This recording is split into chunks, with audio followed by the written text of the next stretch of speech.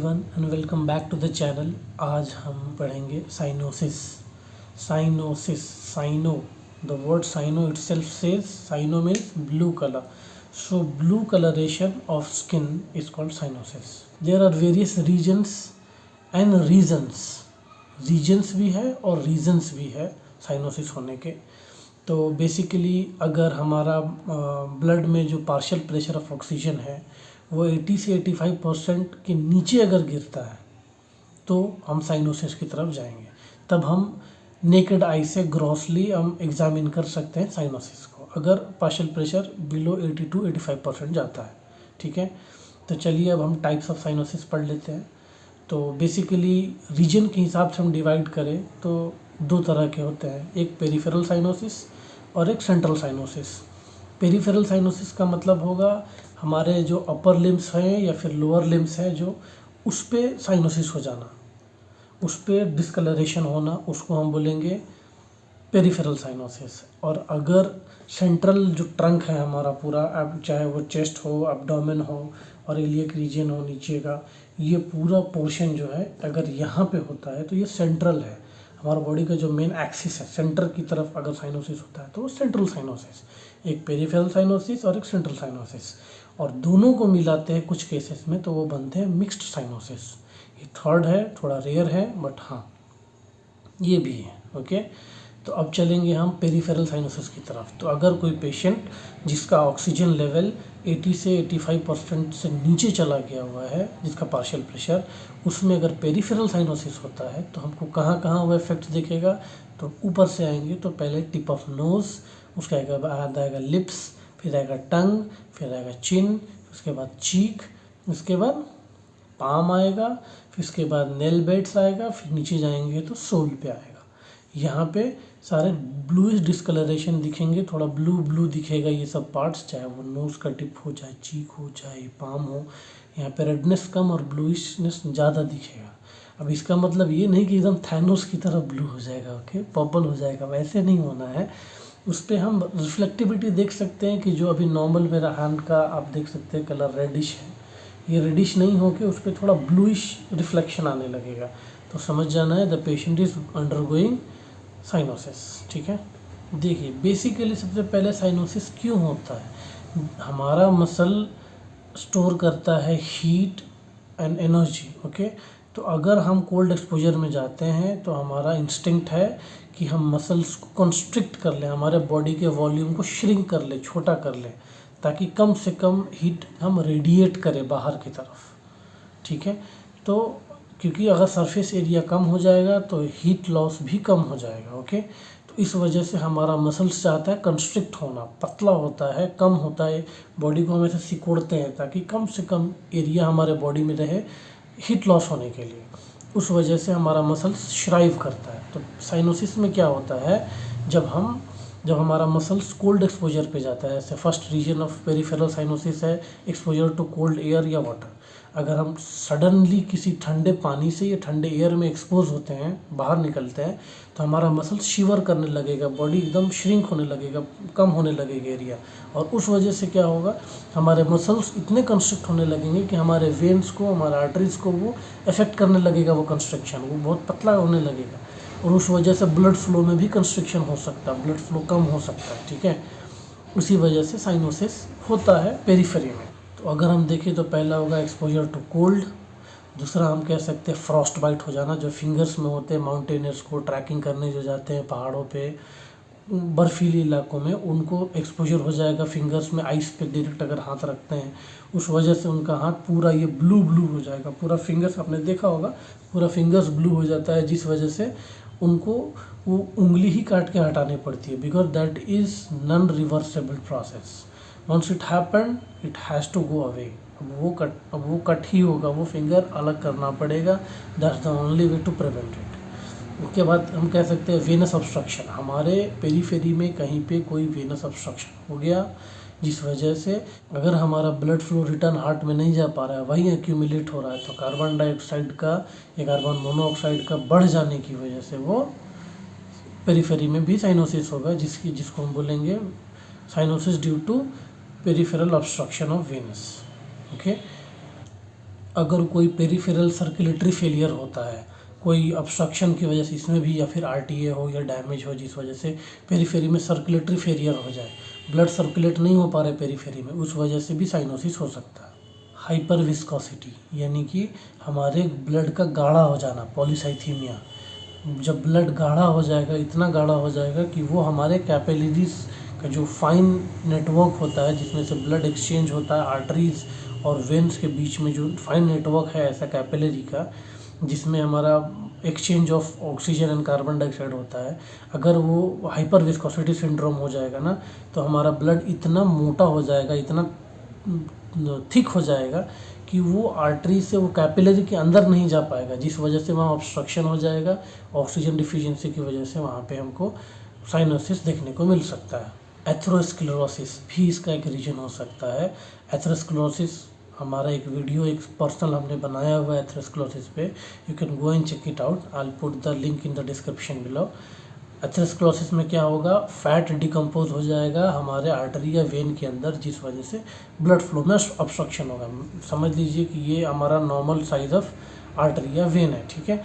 Due to fat decomposition somehow this path gets narrow. अब क्या है, ये नॉर्मल एरिया था, ये नॉर्मल एरिया से यहाँ नैरोनेस हो गया, उस वजह से जो ब्लड यहाँ से यहाँ फॉलो करता था नॉर्मल रूटीन से, वो यहाँ पे कुछ वजह से ऑब्स्ट्रक्ट हो जाएगा, जिस वजह से ब्लड फ्लो बहुत हद तक हैम्पर हो जाएगा।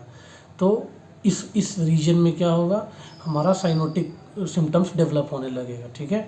Next would be atheroembolism. हमने पढ़ा अभी कि एथेरोस्क्लेरोसिस का मतलब फैट डिकम्पोज हो जाना, और अगर ब्लड के प्रेशर की वजह से, सपोजिंगली कि यहाँ से अगर ब्लड प्रेशर एक्सर्ट होता है और ये टीयर हो जाता है, इसमें कुछ फिशर होने की वजह से टीयर हो जाएगा और ये ब्लड फ्लो में जाके कहीं यहाँ ऑब्स्ट्रक्ट कर जाए, समझ लो पेरीफेरी में कहीं जाके ऑब्स्ट्रक्ट कर गया, मेरे एल्बो के पास या मेरे फोरआर्म के पास अगर यहाँ ऑब्स्ट्रक्ट कर गया, तो फिर वहाँ पे जाके वो एग्रीगेशन करना शुरू करेगा और वहाँ भी वो एक ऑब्स्ट्रक्शन पैदा कर सकता है, जिस वजह से फर्दर उसके आगे जितने भी नेटवर्क है उसमें ब्लड फ्लो हैम्पर हो जाएगा, जिस वजह से वहाँ साइनोसिस होने का डेंजर बन सकता है। मिट्रल स्टेनोसिस, ये भी एक रीज़न है साइनोसिस का। इसमें क्या होता है, हमारा लेफ्ट आर्टरियम और लेफ्ट वेंट्रिकल के बीच का जो वाल्व है, मिट्रल वाल्व, उसमें स्टेनोसिस हो जाना, हार्डनिंग हो जाना।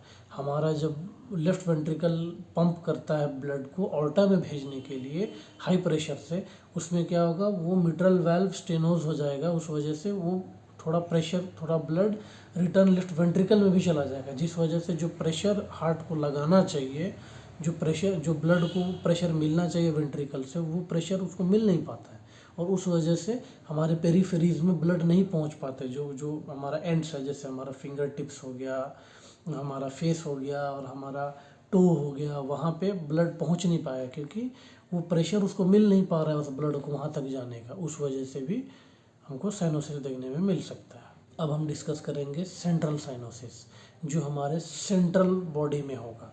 तो ये हम कहाँ कहाँ देख सकते हैं, सबसे पहले हमारा चेस्ट, हमारा पेशेंट का अगर पेशेंट का हम चेस्ट देखते हैं, उस पे साइनोसिस का सिम्टम्स आपको मिलेगा। और दूसरी बात कहाँ कहाँ मिल सकता है, नोज़ पे ये भी मिलेगा, लिप्स इसमें भी होगा।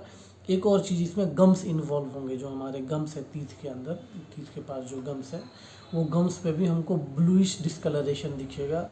अब इसके कॉजेज़ के बारे में डिस्कस करते हैं। इसके कॉजेज़ कुछ बहुत इंपॉर्टेंट कॉजेज़ है जो हमको याद रखने हैं, ठीक है।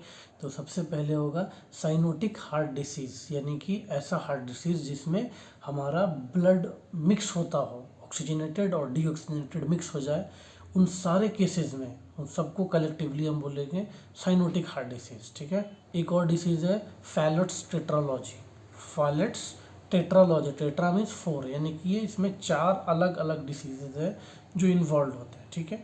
तो हम एक तरफ से डिस्कस करेंगे और याद करने की कोशिश करेंगे कि वो 4 डिसीजेस क्या होती हैं। सबसे पहले हमारा ब्लड कहाँ जाता है, राइट आर्टरियम के अंदर जाता है, ठीक है। अब राइट आर्टरियम में जाएगा तो हमको याद रखना है ऑरिकुलर सेप्टल डिसीज़। फिर हमारा ब्लड कहाँ जाएगा, राइट वेंट्रिकल में नीचे डिसेंड करेगा, राइट वेंट्रिकल में, तो हम याद करेंगे राइट वेंट्रिकुलर हाइपरट्रॉफी, ठीक है। सेकंड क्या होगा, फैलेट्स टेट्रालॉजी का राइट वेंट्रिकुलर हाइपरट्रॉफी। पहला हो गया ऑरिकुलर सेप्टल डिसीज, सेकंड हो गया राइट वेंट्रिकुलर हाइपरट्रॉफी, और थर्ड, जब फिर अब राइट वेंट्रिकल से ब्लड कहाँ जाएगा, पल्मिनरी आर्टरी में जाता है, ठीक है ना, लंग से ऑक्सीजन एक्सचेंज करने के लिए, तो वहाँ हम याद करेंगे पल्मिनरी स्टेनोसिस। तो 3 हो गया। अब ब्लड रिटर्न आएगा, लेफ्ट ऑरिकल में आएगा, फिर उसके बाद लेफ्ट वेंट्रिकल में जाएगा, फिर वो वहाँ से पुश होकर ऑर्टा में जाता है ना। तो ऑर्टा में जैसे जाएगा तो ओवर राइडिंग ऑफ ऑर्टा। तो ये 4 डिसीजेज है जो मिल के साथ में फैलर्स टेट्रालॉजी बनाते हैं। ओके, तो ये सीक्वेंस से हमने समझ लिया इसको, तो कीप दैट इन माइंड। अगला होगा पल्मिनरी एडिमा। पल्मिनरी में एडिमा हो जाना यानी कि लंग के अंदर सूजन आ जाना, फ्लूइड का भर जाना, उसको बोलेंगे हम पल्मिनरी एडिमा। उसके बाद होगा लोबर निमोनिया, यानी कि जो एल्वियोलर सैक होता है, जो लोब्स है हमारे, उसके अंदर एल्वियोलर सैक में एडिमा हो जाना, जिस वजह से कोई बैक्टीरियल इन्फेक्शन की वजह से उसके अंदर एडिमा हो जाएगा, और एडिमा के बाद वो लिक्विड डिस्चार्ज होकर एल्वियोलाई सैक में फिल हो जाएगा, जिस वजह से भी ऑक्सीजन एक्सचेंज में दिक्कत होने की। अगला है COR परम्यूनली। COR परम्यूनली ये एक हार्ड टर्म है, ठीक है, लेकिन उसको बस इतना याद रखिए, राइट वेंट्रिकुलर हाइपरट्रोफी, जो हमने फैलर्स टेट्रालॉजी में पढ़ा था सेकंड वाला, right ventricular hypertrophy, same condition इसमें भी है। अगला होगा टेंशन न्यूमोथोरैक्स, या फिर वो कोई डैमेज हो या कोई एक्सीडेंट हो या फिर गन शॉट हो, उस वजह से हमारा चेस्ट पे डैमेज हुआ और जाके अंदर हमारे लंग्स को डैमेज कर गया, इन्वेड कर गया लंग्स के अंदर, उस वजह से लंग पंक्चर हो जाएगा और एक साइड का लंग जब हम देखेंगे तो श्रिंक होने लगेगा और हमारे अंदर जो स्पेस है उसका लंग्स का, उसमें एयर फिल होने लगता है और original size of lung will decrease. So that is tension pneumothorax. एक और सिंड्रोम हम डिस्कस करेंगे जिसके अंडर में फ्यू डिसीजेज आते हैं, जैसे एक है ईसोमेंगर सिंड्रोम। ओके, ईसोमेंगर सिंड्रोम ये एक सेप्टल डिसीज़ है, हार्ट का हो या फिर आर्टरी या वेन्स का हो, एक सेप्टा में जेनेटिक डिसीज़ है जो हमारे वॉल्स ऑफ द आर्टरी या वेन या हार्ट का हो, उसमें डिफेक्ट हो जाना है। जैसे एक होगा ASD ऑरिकुलर सेप्टल डिसीज़, एक होगा VSD वेंट्रिकुलर सेप्टल डिसीज़। ये 2 सेप्टास तो हमारे हार्ट के मिल गए, तो ये दो डिसीज़ इसमें इंक्लूड हो जाएंगे। एक और डिसीज़ होगा PDA पेशेंट डक्टस आर्टरियोसिस, एक और डिसीज़ है, थर्ड वाला है इसमें, पेशेंट डक्टस आर्टरियोसिस PDA।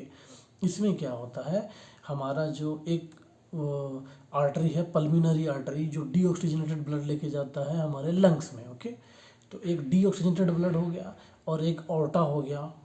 ऑर्टा या तो मेन ऑर्टा हो या ऑर्टा का कोई ब्रांच हो, डिसेंडिंग ब्रांच, वो दोनों क्रॉस करेंगे अगर पल्मिनरी, ये समझ लीजिए पल्मिनरी आर्टरी है, ये समझ लीजिए ऑर्टा है, अगर ये क्रॉस करते हैं यहाँ पे तो ये दोनों के वॉल्स आपस में टच कर रहे हैं। अगर पेशेंट PDA से डायग्नोज्ड है, PDA है उसको, तो इन दोनों का जो वॉल है ना वो आपस में फ्यूज़ हो जाएंगे और अंदर से इंटरकनेक्शन, एक ब्रिज बन जाएगा दोनों के बीच में, यानी कि ये डीऑक्सीजनेटेड ब्लड और ये ऑक्सीजनेटेड ब्लड दोनों जाके यहाँ पे मिक्स होने लगेंगे, ये एक दूसरे में जाने लगेंगे, इस वजह से भी साइनोसिस हो सकता है। ये है PDA पेशेंट डक्टस आर्टरियोसिस, ठीक है। तो ये तीनों किस में आते हैं, ईसोमेंगर सिंड्रोम, जो एक सेप्टल डिसीज़ है, ये सेंट्रल साइनोसिस को कॉज करता है, ठीक है, तो इसको याद रखना है। उसके बाद आएगा एक्यूट लायरेंजियल एडिमा।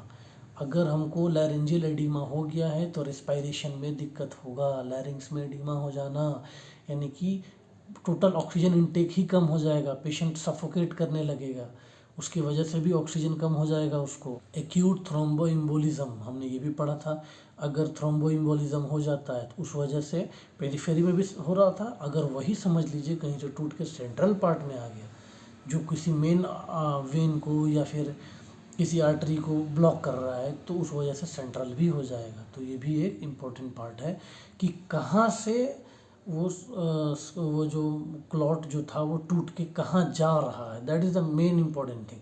अगर पेरीफेरी में जा रहा था पेरीफेरल साइनोसिस करेगा, अगर वो पेरीफेरी से टूट के मान लिया सेंटर में जा रहा है फॉर इंस्टेंस, तो वहाँ पे हम सेंट्रल साइनोसिस की तरफ जाएंगे कि अब चलो यहाँ साइनोसिस होने वाला है। ओके, ये सब कुछ इंपॉर्टेंट चीज़ें हैं, कुछ को रिलेटेड चीज़ें भी है, कुछ डिफरेंट चीज़ें भी है, उसको याद रखना है, समझना है। Basically this is the most important thing. याद तो आप बाद में भी कर सकते हैं, just try to understand the concept कि कैसे साइनोसिस हो सकता है और किन किन रीज़न से हो सकता है। ओके, चलिए अब हम डिस्कस कर लेते हैं मिक्स्ड साइनोसिस को, जिसमें हमारे सेंट्रल पार्ट में भी और पेरिफेरल दोनों में साइनोसिस हो जाएगा, तो उसको बोलेंगे हम मिक्स साइनोसिस। ठीक है, तो मिक्स साइनोसिस के अंदर क्या होगा, सबसे पहला रीज़न किस वजह से हो सकता है, congestive cardiac failure with left ventricular failure. ठीक है, अगर कंजेस्टिव कार्डियक फेलियर ही हो गया जिसमें mainly involvement of left ventricular failure, अगर लेफ्ट वेंट्रिकल ही फेल हो गया जो पुश ही नहीं कर पा रहा है ब्लड को हमारे ऑर्टा के अंदर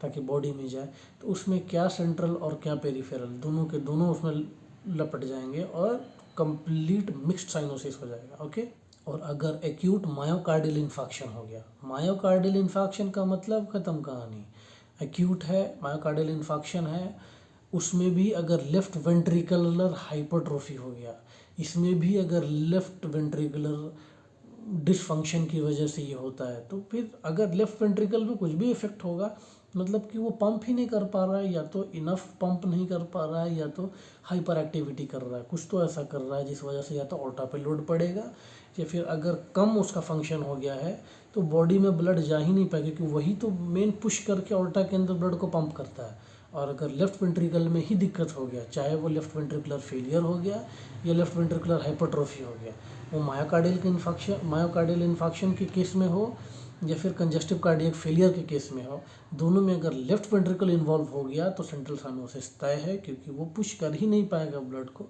पेरीफेरी में ले जाने के लिए। ओके, अब इसको हम कैसे डायग्नोस करेंगे, ठीक है, कैसा डायग्नोसिस होगा इसका, तो सबसे पहले तो हम साइनोसिस देखेंगे। मिक्स साइनोसिस के लिए अगर हम पेरीफेरी पे चाहे सेंट्रल पे कहीं भी एक जगह अगर साइनोसिस हमको दिखता है, नेक्स्ट वुड भी silver nitrate poisoning. Silver nitrate में क्या होगा, हमारे ब्लड में जो नाइट्राइट होते हैं वो नाइट्रेट में कन्वर्ट होने लगेंगे, इस वजह से हेमोग्लोबिन का जो ऑक्सीजन कैरेज कैपेसिटी होता है वो कम होने लगेगा, और उस वजह से अगर हेमोग्लोबिन में गड़बड़ी हो गई तो मतलब कि सारा का सारा सिस्टम जाएगा, कि पूरे बॉडी में ब्लड का फ्लो है, पूरा बॉडी को ऑक्सीजन चाहिए, अगर हैम्पर होगा या डिफिशिएंसी होगी तो definitely that is gonna affect the whole part of body. Okay, last would be any drug toxicity. अगर कोई ड्रग टॉक्सिसिटी होता है, कोई वेंट्रिकुलर इरिथीमिया था और उसमें उसको मेडिसिन चल रहे थे, अगर वो ज़्यादा उसको ले लेता है, उस वजह से वो हाइपर एक्टिविटी की बार बार करते करते वेंट्रिकुलर हाइपरट्रोफी हो गया, उस वजह से कार्डियक फेलियर होने के चांसेस है।